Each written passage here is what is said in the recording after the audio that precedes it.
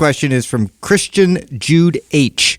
What are your thoughts about celebrity workouts like the ones claimed to get actors in superhero films ready in 3 months?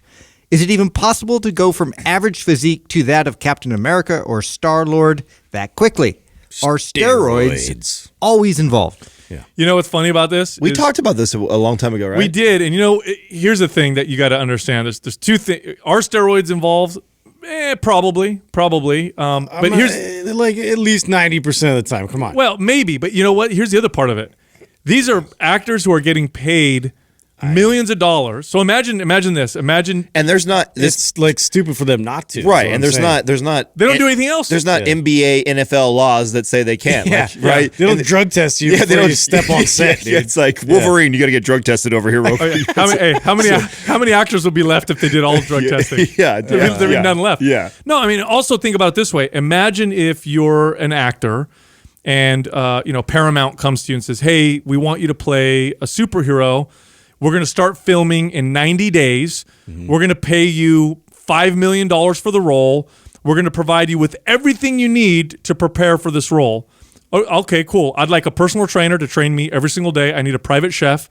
I need someone to help me with meditation. I need someone of course, what you could do in 90 days if everything was done for you and that was all you did all day long? You had nothing else to do? Yeah, just hyper-focused. Just doing that, it's going to be, you're going to get like a crazy-looking physique. No, I think the question is, though, and I don't know, we don't know the answer to this. We could speculate and have some fun with this, but, I remember I did a post on, what's the kid, the Baywatch Kid?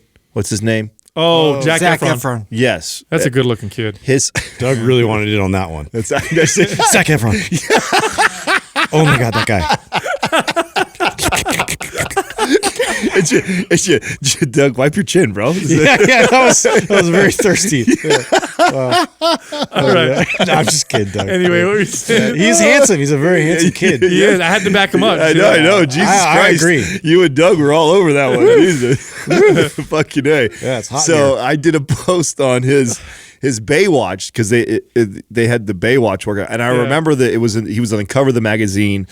And I remember we opened the workout, and it was a dog shit workout. It was just a dog shit workout. I think we discussed that on the show. I think what ends up happening a lot of times is I don't think the celebrity has anything to do with it. And I don't even think that's the workout, to be honest with you. No, that's what I've said. This is us speculating. We don't know. Maybe he did. Maybe he ran a stack of steroids. Maybe he followed that to a T, and he had a chef and all those things. Because here's the thing. That's the beauty of steroids.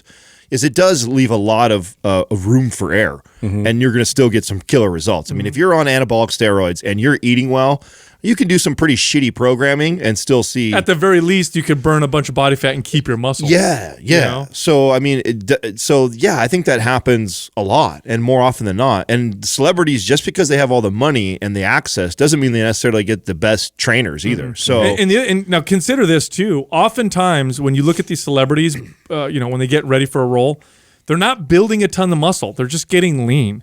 And if you get really lean and you're on camera, you look dramatic. That's such a good point. I did that post of like you and I, that picture, that throwback of circa 2015, and everyone's like, "Dude, what happened? You were so jacked. Like, you were so big, so jacked." I'm like, "Well, actually, I was about 15 pounds lighter than what I am right now. Yep. You just look like you're jacked because you're so lean in the separation, but I'm not bigger at all. Like, I'm bigger right now." There's also movie tricks. I mean, like, have you guys seen like the 300? How they shot that whole film? Yeah. I mean, they paint all this stuff and they animate like the abs so they look like they're contracting, and then they put all the shadowing behind it. And so, anyways, it's you got to put it all in perspective. You know, it is impressive when you're sitting there and watching a movie like, oh my God, like how did he get this crazy looking physique? But the reality is this: the reality is, if you had 3 months to do nothing else but get in shape, and on top of it, you have access to some of the best trainers that you're going to spend a lot of money on, and a chef who's literally going to figure out all your food for you, all your macros. They're going to feed you everything.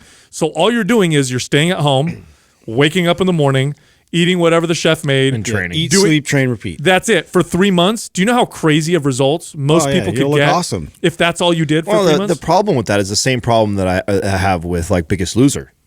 I mean, totally. It's not sustainable. It's not. No. I mean, what 80%? I think is the number. I think 82% or 78, somewhere in that range is what go back that put all the weight back on and some. So, a lot of and that's why too you see that thing come out like a Zac Efron thing, and then like 6 months later on National Enquirer they get a picture of him like with a fucking his belly. Right. So it looks normal. Yeah. So even if it is what they follow, like even though I doubt it, and even if they were natural, which I doubt also too, it still doesn't matter because to Sal's point, you're right. It's like it's unrealistic for the average person to even try and consider following a plan like that, even if you had 3 months off of work and all you wanted to do was focus on work. It's not the smartest strategy. You're not going to be able to maintain it. No. I remember when Sylvester Stallone, I read an article about how he got ready for the Rocky 4. For Rocky 3. Oh, was it 3? Yeah. So Rocky 4, he fights the Russian. He was jacked in that one.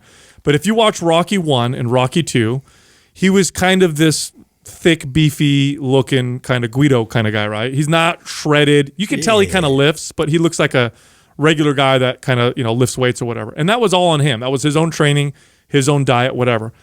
Rocky 3 is the one where he goes and it's the one where Mickey dies. His coach dies. Yeah. And he goes to Apollo Creed's gym, I think it was in Compton, and has Apollo Creed train him because he wants to get fast and loose so he could fight Clubber Lang, who was played by Mr. T. And what Sylvester Stallone wanted to do for that role is he wanted to look smaller and shredded because he's playing the role of now. Because if you remember those Rockies, he was kind of this slugger in the first two where he could just take a punch and deliver a punch. In part 3, he wanted to come across as someone who could dance, move, bob, and weave because now he's, of course, training with Apollo Creed. So he wanted to be shredded and look just really, really muscular and fast. And so he hired Franco Columbu. So Franco Columbu trained Sylvester Stallone and did his diet for Rocky 3. So if you watch Rocky 3, and in fact, I think Rocky 3 is the movie that made Doug want to lift weights, right? I think you told me that before. I was nodding his head. I feel like you read up on as much Rocky information as I do Star Wars. I'm sitting in here, I'm just like, ooh. A Rocky history lesson right exactly. now. I'm going to start giving you shit the way you guys gave me shit about the book Irresistible. However many times you use Rocky as a fucking analogy to answer a fucking fitness question. Hey, it works. Yeah. Well, in Rocky 2, actually. You want to know what's funny about that? So this is cool, though. Franco Columbu took him through a double split routine, so old school routine. Obviously, put him on anabolics. I read somewhere else that he, helped him with his steroids. Sylvester Stallone was starting to get cocky in his workouts, and he wanted to work out with Franco Columbu. So Franco wrote about this, and Franco was like, he wants to train with me, and I say no, but then he said yes. So he said okay.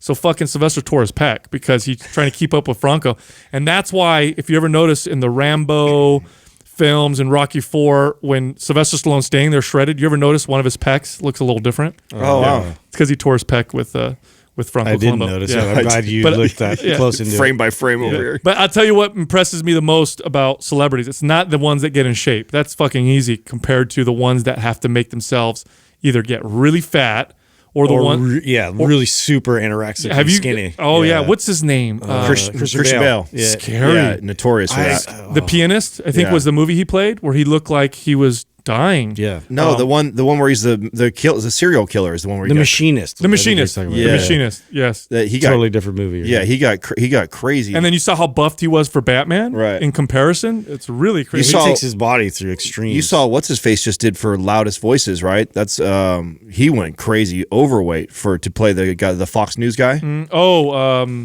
Was that not? I mean, some of that was a fat suit. Russell Crowe. Yes, Russell Crowe. But yeah, I'm sure he did pack on a bunch. Well, when he put on a ton of weight for that. Yeah, so Robert De Niro, when he got ready for Raging Bull, he talked about his diet, and it was basically pure garbage 24 hours a day and gained a shit ton of body fat for the role. That shit impresses me because getting in shape for a role, okay, good for you. You got healthier. Making your health go to shit for a role. Oh, look at that picture of Christian Bale. And it's a hit on your ego, right? Like to get all big and unattractive. No, look at that picture of Christian Bale for The Machinist. Wow. He basically starved himself. Oh my god, that one oh my god. Isn't that crazy? Just you could see his ribs just standing there. But yeah, at the end of the day, the last people you should ever follow advice for fitness are celebrities, unless they're fitness experts, and I mean good fitness experts. Then no, don't take their advice. They have zero idea what they're talking about when it comes to fitness. Yeah.